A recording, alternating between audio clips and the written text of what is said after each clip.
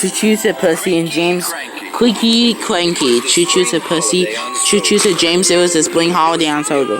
Choo-choo said Henry, it was the summer holiday at the Duke and Duchess's new party house. Choo-choo said Thomas. Choo-choo said Gordon. All the engines were very excited. They were busy. Thomas puffed cheerfully into the docks. James and Henry were there.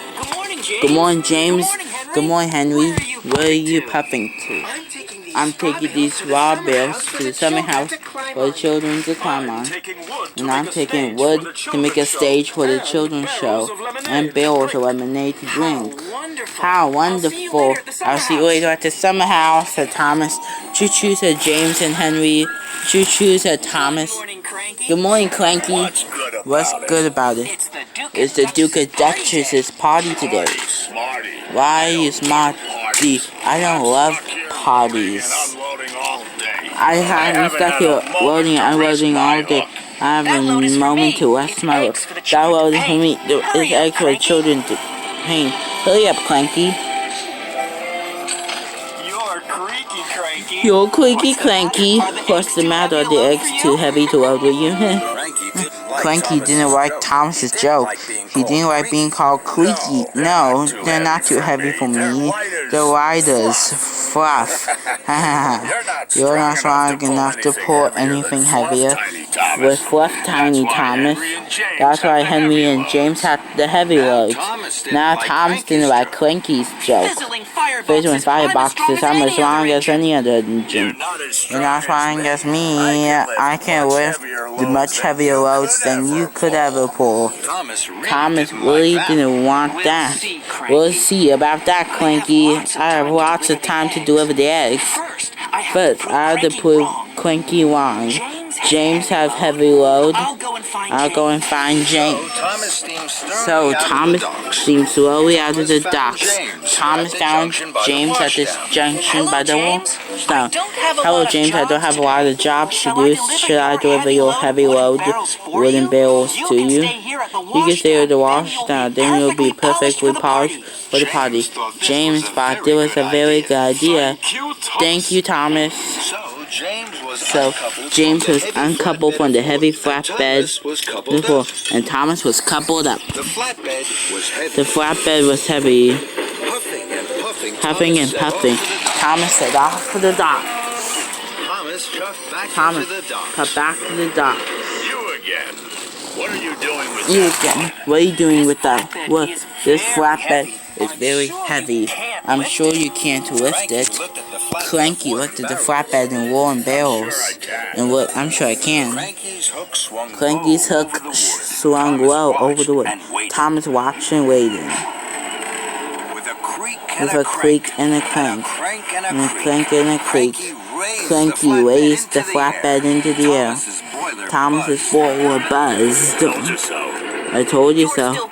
You're still creaky, Cranky. And I bet you're still tiny, Thomas. That made Thomas very cross.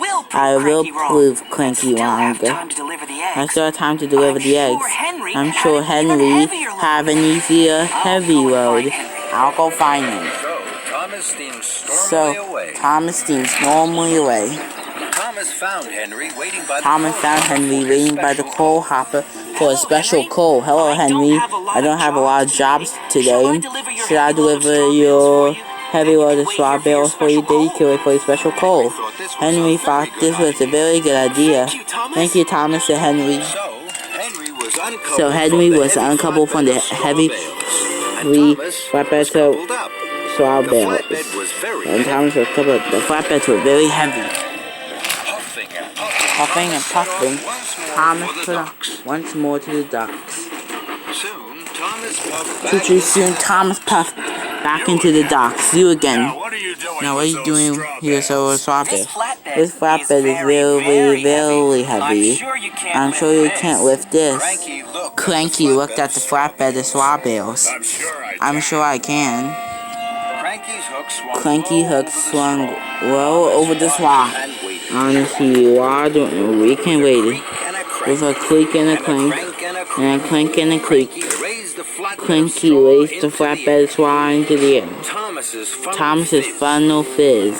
Told you so. Told you so. still creaky, You're still creaky, And cranky, you're and still a tiny Thomas. That That made Thomas even crosser. More than ever, Thomas wanted to prove creaky, cranky wrong. He had to find He had to find the heaviest thing he could. Then an idea flew into his funnel. Lift me, Lift cranky. me, Cranky. Cranky looked at Thomas. Cranky looked at Thomas. He couldn't let Thomas win. Cranky's hook swung Cranky's low hook over Thomas. swung well over Thomas. Thomas hardly dared puff. With a creak and With a crank. creak and a clank. And a crank and a creak. And very, very slow. And very, very slow. Cranky raised Thomas high into the air. Boilers. Bubbling Creaky, boils. Cranky is lifting Cranky is lifting me. And there was trouble. Cranky creaked louder than ever. His crayon stuttered and juddered. It creaked and it broke. It cracked out to Thomas. Oh no. Cranky crayon has broken. It was all Thomas's fault. Thomas was stuck high in the sky and blowing in the breeze. Then to top him half-alive. Thomas, what are you doing up there? I'm sorry, sir. I'm sorry, sir. You are causing confusion and delay. The Duke and Duchess had no words for our bills or eggs. Now I see you have them all here. Cranky is broken, and you, Thomas, think it's a good time to try being a bird. The Duke and Duchess are waiting. Thomas felt very silly. Then Sir Top and Hat looked at Cranky. And you're silly as Thomas. Cranky crumbled. The shame to be as silly as a steamy. Soon the workman had climbed up Cranky. Slowly and carefully, Thomas was lowered and landed in a jolt and judge, just as Spencer arrived. Hero, dear Thomas, what a mess. Little engines can get into very big trouble. Thomas felt even sillier in front of Spencer, but he knew now that being strong was only good if you were also really useful, and you have to be really useful. Spencer, I need your help.